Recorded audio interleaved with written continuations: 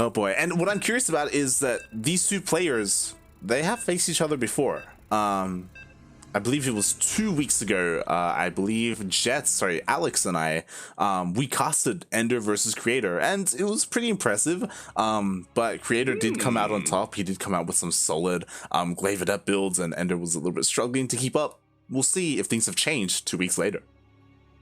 All right, I need to watch that. I don't really have much of a recollection of that. But yeah, we'll see if things have in fact changed here. On the Light Shade LE, we're here in the top left-hand corner map, starting all the way in the top left-hand corner. The Blues player coming out of the land of the Philippines. He is the DreamHack winner, OCE champion. Representing Liab Esports, we have Caviar Napoleon Maquises Acamparo himself, EnDerr.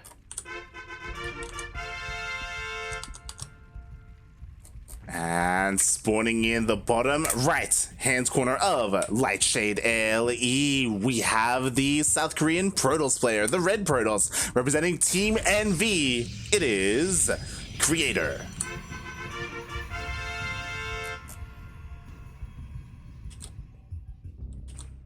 I might have mentioned this in the past, but it's only hitting me now once again.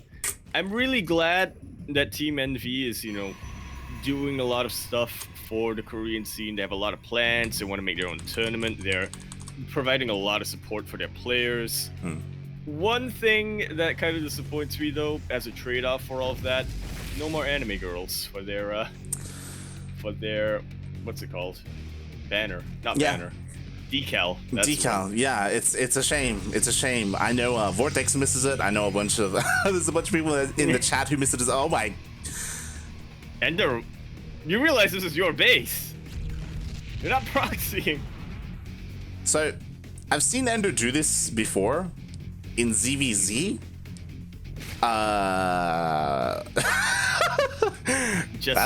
That's all I have to say. Links out faster? It's across the map a little bit quicker. I mean, he ends up getting like it works as like a macro hatch. Like he just gets 2 hatcheries here. But again, I've seen him do this in ZvZ. Specifically, it was on Purity and Industry. Like what's that, like almost a year ago now. Like a year ago, yeah. Yeah. But he's doing it again. Yeah, he's also getting a second hatchery here. So it's just for macro purposes. Huh. This early. Yeah. The macro hatch is this early? We'll see if it finishes. We'll see. I mean, Creator, he's going back to confirm. He's like, what? He's like, are you being but I'm real? just gonna cancel it right at the last second. Will he? Really, actually? Creator's gonna have to. Oh, it's almost done, Light. It's almost done. Yeah. He lets it finish. Yeah, man. Creator, he's gotta be like calling SOS over to his monitor and be like, you seen this? Young, come. He's like, what? Huh? What's this? Question mark? And that's what I was just thinking. This is what I should do if I switch to Zerg. Oh god. So yeah, again, I've seen EnDerr do variants of this. I mean, big shout out to EnDerr. Check out his stream. He actually has been streaming on Twitch recently, pretty consistently. So yeah, he has been practicing as best he can. And this is like, again, this is Southeast Asian Zerg players, man. They do what they want. They really do. No cares given. We'll see if it works. That's kind of a big if, isn't it? Okay, getting Pneumatized Carapace, EnDerr, of course, a very reactive player, does like to rely more on, the information he gets from his scouting and trying to counter that. How much does that macro hatch factor in, though, to his reaction? That's a good question. Again, the macro hatch matters so much if you're planning to go more Ling focused or even Ling Bane focused, as you have so much larva at your disposal. We did see EnDerr. He did dive in. He did scout the Twilight Council. He should be aware that Glaives is on the way. So we'll see how he has adapted his response. Well, he is going for roaches, which is what you want against a sort of a glaive built like this. You do need to have a healthy amount of them first, though. Otherwise, you can just get gunned down by one by these adepts. But yeah, I mean, having a macro hatch when you're going roaches is not as important, but still helps out. Yeah, I mean, especially because EnDerr isn't going for a third base. Like, his third is incredibly late if he wanted to get one. So this will make up for the production, as at least, not so much the economy. So he will have that available to him. At the same time, here we go. Glaive Adepts are on the way. We have the Warp Prism moving out. It does get spotted by the Lings, so EnDerr, he knows that it's coming. And he's just waiting around. Droplord getting set up to have a little bit of a counter harass. He knows that he doesn't have a lot of Lings. They are going to be useless against these Adepts. So he's just going to send them across the map, try to harass. Creator spotting this with the Observer, though. Well, the Roaches and the Queens, okay, doing a pretty good job of canceling these Shades. But Creator, I'm liking this, going for the multi-prong style. That he is. There is this patch where there was no creep, so the Warp Prism does warp in some Adepts here into the main base. At the same time, more Adepts going into the natural, getting a decent amount of worker kills already. And kind of has to make a choice. He's splitting up his army here, but he kind of doesn't have enough to split efficiently. These Roaches are, again, just getting gunned down one by one. The Lings do come in for a great surround, though, and they act as a nice little buffer for these Roaches. The rest of the Adepts coming into the main base. Meanwhile, EnDerr's Lings on the other side of the map. Yeah, he's actually dealing some damage. He managed to make his way past that Stalker that was trying to defend the bases of Creator. But at the same time, though, so many drones have gone down to these Adepts. At the end of the day, my god, 16 drones went down to only 5 probes. Ay. Not exactly equal damage, but at the same time, you could argue that Adepts, they are definitely much more costly units than Lings and Roaches are. They do cost quite a bit of gas. But the important thing for Creator is he was able to keep his production consistent, keep that production alive, and he's still continuing to mine on a very healthy worker count for this stage of the game. Exactly, and that's a scary thing because, again, 2-base Zerg against 2-base Protoss, like, the Protoss, he's ahead economically. Like, his units just hit so much harder, especially here. Like, there are Ravagers, but there are no Roaches to buffer. Like, the Adepts, if they wanted to, could just shade on top of the Ravagers. They very much could. Lings trying to come in for a bit of a flank, but that's not going to be enough. Creator commits to this shade.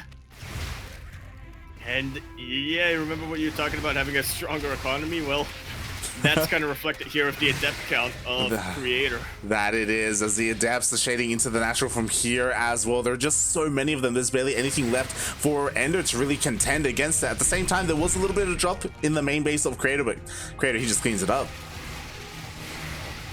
Yeah, now that Immortal is in to just help out once again with these Roach Ravager compositions. EnDerr looking to go for a counterattack, but I fear it might be too late. He's got to go all in at this point, but Creator, pretty good defensive setup. I mean, EnDerr, like, to be fair, EnDerr's army is pretty strong at the moment. Like, he's got Roaches, he's got Ravagers, he could go across the map. But Creator, the entire, like, he started his transition. Like, we already have Immortals coming out. Like, Immortals are so ideal against Roaches. Sure, they need a buffer, but if given time, Creator is going to get that. On top of that, we even have some DTs being thrown in as well.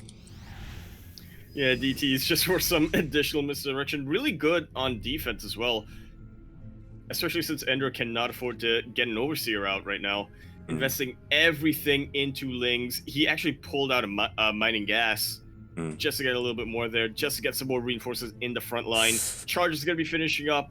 Okay, Charge is still a little ways off, but Zealots are the best buffer for Immortals in this scenario. Yeah, definitely. They definitely are. And I mean, Creator doesn't even attempt to take a third. Like, sure, he has a probe here, but he just backs off, like, make sure everything is here snuggled nicely into the natural. At the same time, we got DTs in the bases of EnDerr.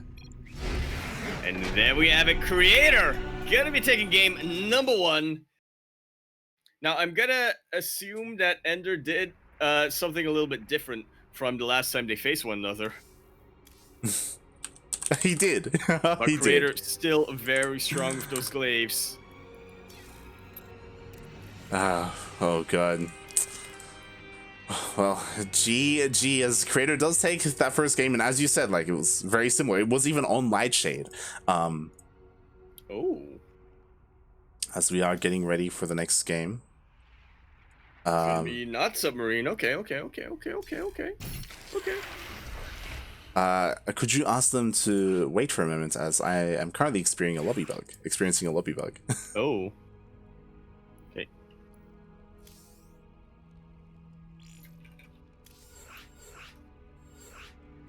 Oh, there you are.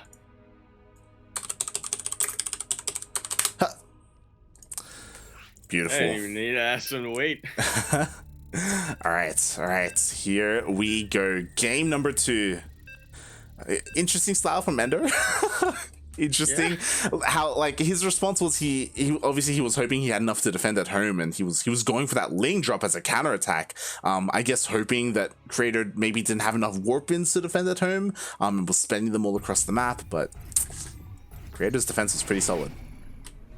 It definitely is. To be fair, EnDerr did do pretty well with that drop lord. Got a couple of probes and was really damaging the production. It's just that back at home, where his attention mostly lied on, Creator was getting a lot more done. But enough about that light shade game. We are now here on Oxide LE. We're here in the bottom left-hand corner map, spawning all the way in the bottom left-hand corner. Oxidizing, breathing, the Blues player coming out from the land of Philippines. He is representing Liab Esports. We have El Conquistador himself, EnDerr.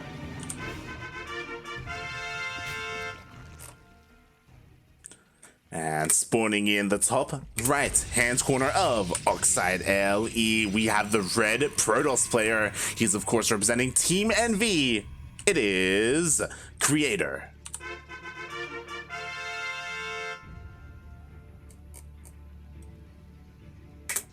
Aw. Now, thanks, I should read your name real quick. Thanks, Dr. Hector in chat. Yeah, thank you so much, Dr. Hector. We really appreciate You it. can't see me, I'm doing the hard sign. Me too, I did the same thing.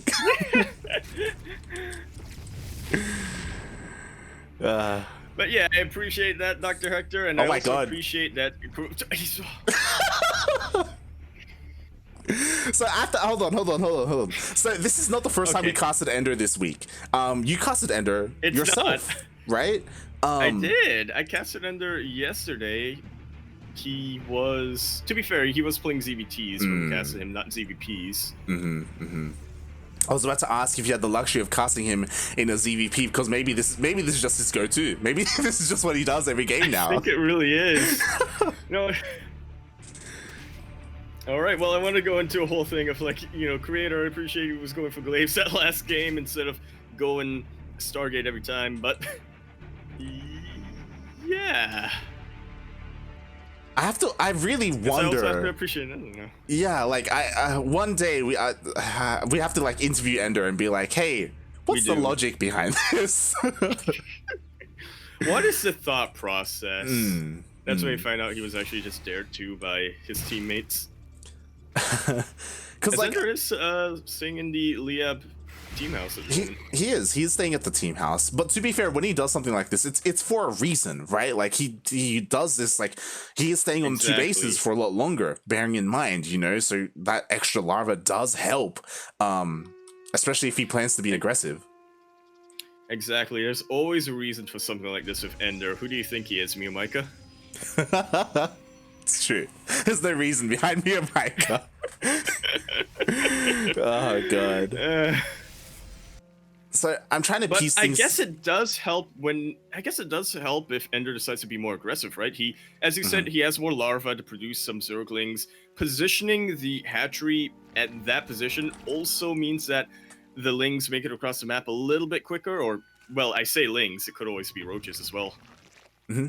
Yeah, it does. And something that just happened was Pneumatized Carapace just finished up. So EnDerr went in, he saw the Scout, he saw the Stargate, which I think is ideal, because this is something that EnDerr can do now. If he wishes to, he can ramp up Queen production here, 3 at a time. And now with Pneumatized Carapace, he can kind of go into his own variant of the German taxi and maybe go across the map with more Queens, with more Dropper Lords.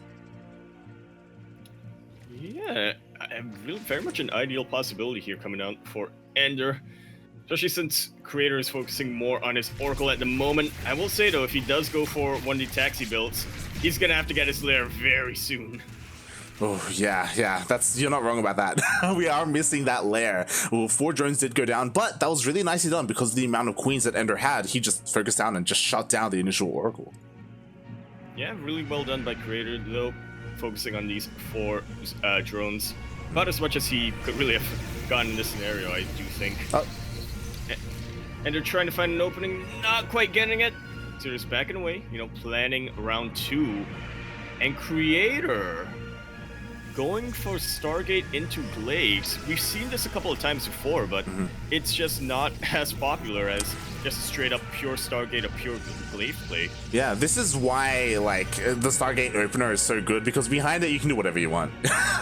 You can go double Stargate, you can go triple Stargate, or you can go into, you know, Glaives. You can go into a Twilight Council build afterwards. Thankfully, though, because EnDerr is on top of his scouting, he goes in and he sees the Twilight Council. Always vigilant. This is why he's El Conquistador. That he is. He conquers the realm. He conquers the Korean server. At least he attempts to here. And something else that's important, we have a Bailey Nest on the way and +1 melee. I'm liking this a lot more than the Roach build earlier on. I think EnDerr really realizing one of his problems in the previous game was that he just was not going to be able to break through that natural base of Creator. With Banelings, definitely helps. Here's the thing, though. Creator's going for Glaives, Resonating Glaives once again.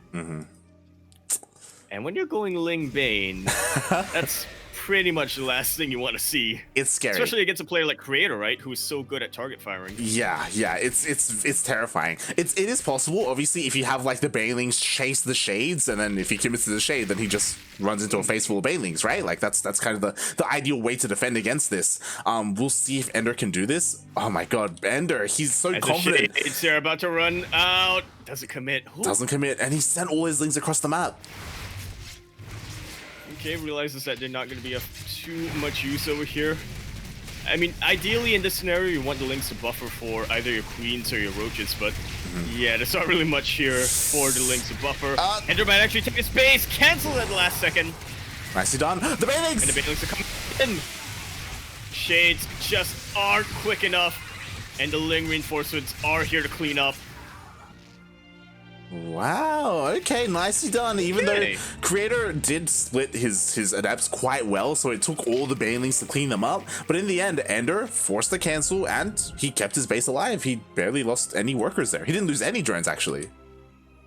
Yeah, and that's a really important bit. And guess what, like, EnDerr, he's on 3 bases, he's on 4 hatcheries. He getting drone up hard when the time comes, continuing to add on to the pressure over here. There are a lot of adepts, there is a Void Ray, but it's just so many Lings. Takes out the shield battery. Unfortunately, not able to cancel the Nexus once again. Yeah, that is unfortunate. But again, applying a lot of pressure, and because he has these 4 hatcheries, because he's been injecting all 4 hatcheries, he has so much lava to work with. That's why he's able to pump out so many Lings, so many Banelings. But we'll see if this scales well against what Creator is going for, because Creator has acknowledged that, oh, you're going for a Ling heavy style. I saw you have +1 on your Lings. I'm going for Colossus. Yeah, this is straight up the most anti-light armor. The most anti-light army you can really get as a Protoss player. Oh yeah, Adepts and maybe Colossus, a couple more Oracles in. Yeah. Maybe a couple more Oracles, but at that point, it's just a little too overkill. EnDerr going for these Drop Lords. He is definitely one of those Zerg players nowadays who's just unafraid of the Void Rays and still commits to going for Drop Lords every matchup. It's a very bold thing to do. Not really in ZvP, but... Yeah, but like he confirmed that the Void Ray was here on the left-hand side, so he knows that he's safe. He's safe to go in, dive straight into the mineral line, and just rain Banelings on this. Oh, but Creator notices. Oh, but Creator's quick. Yeah, he notices it real quick. EnDerr not going to be dropping the Banelings just yet. Oh, these probes. I saw the worst case scenario there for Creator Light. I saw it so clearly, but Creator, he also saw it and he looked to prevent it. Nice probe damage here for EnDerr, but I don't think it's going to be enough. Look at how many Adepts there are. This army takes out the 3rd base for EnDerr, and I just do not see him taking out the Colossus. We'll see. I mean, there's no one here. The Banelings just finished up. He's going for the surround. Beautiful force field zone with the Colossus to rain hell from behind. I think this is potentially it. Creator is giving EnDerr a lot of time, though. He is, but you know what? Like EnDerr, he can go for another round. Here come the Banelings. He just has to find the opportune moment to catch the army. If if Creator commits to the shade, he just leaves and abandons his Colossus. It's so hard to get connections figure off a creep, but EnDerr, he finds a way. That Immortal, though, really keeping so many of those units alive. And the reinforcements clean up. GG is called. EnDerr, once again, showing his dominance here in the PvZ matchup.